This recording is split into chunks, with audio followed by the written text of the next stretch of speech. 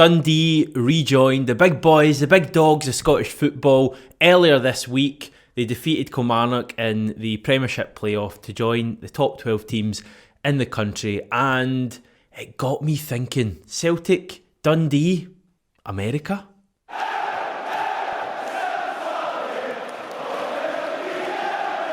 The video is only 30 seconds long and already I've told a terrible lie. I'm really sorry. It wasn't actually me that got thinking, really. It was the legends over at the Celtic podcast, Gig Pod, Stevie, John, complete legends of the podcast game. They tweeted after Dundee's promotion to the Premiership all about, remember that time when Celtic nearly played Dundee over in America? That then got me thinking, wouldn't that make a brilliant video subject? Now, whether it does or not remains to be seen. You can let me know in the comments below. Remember to like the video, subscribe, etc. Here's the story of how Celtic and Dundee very nearly played a Premiership match in America. So we go back to 2015, not actually that long ago then. First of all, the key people in this from a Dundee point of view were their chairman, Tim Keyes, and managing director, John Nelms. Now, both of these guys are American. Both of them are big business types as well. And they have, along with Celtic, hatched this pretty ambitious plan to play a league match over in the States. Now, as is pretty much always the case with crazy-ish plans like this, finances were the big driver. The idea was that Dundee would give up home advantage at Dens Park against Celtic and instead move the game over to the United States. Dundee would obviously make a fair bit of money from ticket sales. Celtic had actually played over on the east coast of the States a couple of times in the 21st century, most notably against Man United in 2004 when we got around about 60,000 watching us. About 8 years later we took on Real Madrid in Philadelphia and there was just under 40,000 people watching them. So the support is there, the opportunity was there. This is how it played out.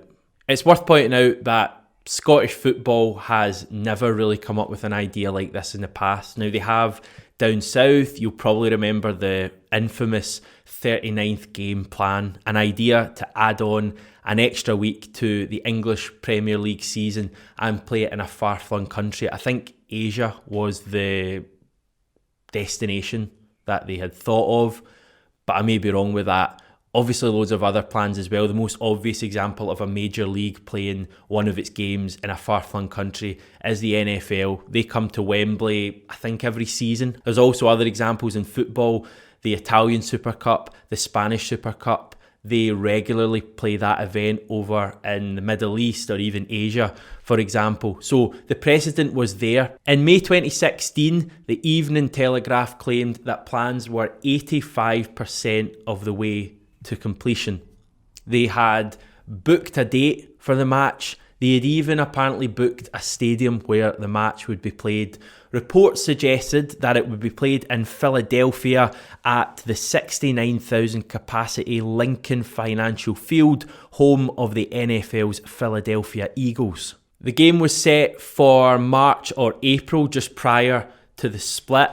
That date was chosen specifically because there was no MLS games on that weekend. The report from the Evening Telegraph, which I kind of find hard to believe, suggests that it was even a weekend when there was no major NFL, no major NHL, and no major MLB or NBA. Any acronym you want. There was no real major sporting events going on in America that weekend, and the idea was they would put Celtic versus Dundee in there in Philadelphia, open it up to the American market, and hope for the best. Dundee and Celtic's players would travel to Philadelphia a week before the game to acclimatise their new surroundings and also take part in promotional activities prior to the game. The SPFL Chief Executive Neil Doncaster even described the proposal as an exciting concept. It very much seemed as if this was a goer. It was going to happen. It was going to be crazy, but it was going to happen. So what happened? Well, we don't really know. What we do know is that shortly after the plans had been at this so-called 85% advanced stage, Dundee put out a statement saying that the game wouldn't be happening at this stage, but that they were still hopeful that the match could be played at some stage in the future. So why didn't it happen? Again, we don't know a great deal. One thing that has been thought by a lot of people is that there were just too many hoops for them to jump through to get this to happen. Celtic and Dundee had to get agreement from a certain number of Scottish Premiership teams. This is because they were effectively ripping up the rule book. They were saying that, this rule you've had where home teams are home teams and away teams are away teams, we're going to change this for one game every season. We're going to move a game over to the United States. So it would take a lot of persuading and a lot of buy-in from the other 10 Premiership clubs. On top of this, even if they got permission from the other Premiership clubs, Celtic and Dundee would have to get permission from the SFA, the United States Soccer Federation, UEFA, FIFA and the MLS.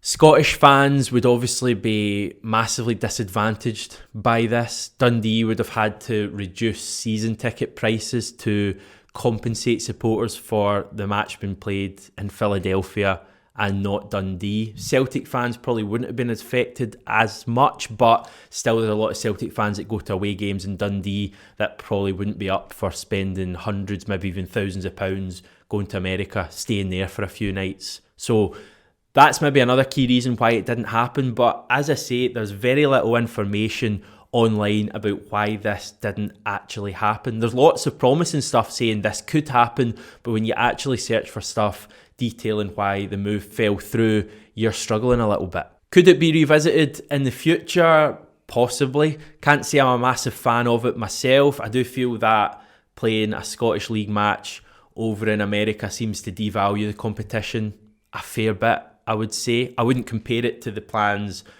of the however many clubs it was to move and play in this new Super League that obviously fell flat in their face. But there's certain similarities there.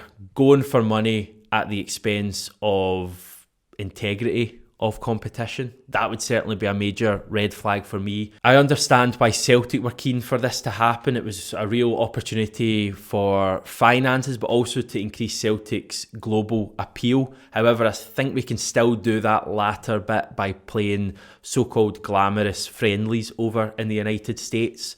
Now, I know we've not really done that in recent years. I think our hectic summers of 8 UEFA qualifiers make it very difficult for us to be able to find the time to go over to the States or Japan or Australia as we have done in the past.